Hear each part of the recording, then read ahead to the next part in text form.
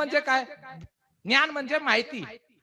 एखाद्या आपल्याला उच्चतम पगार घ्यायचे असेल तर आपण ज्ञान घेऊन ते मिळवू शकतो.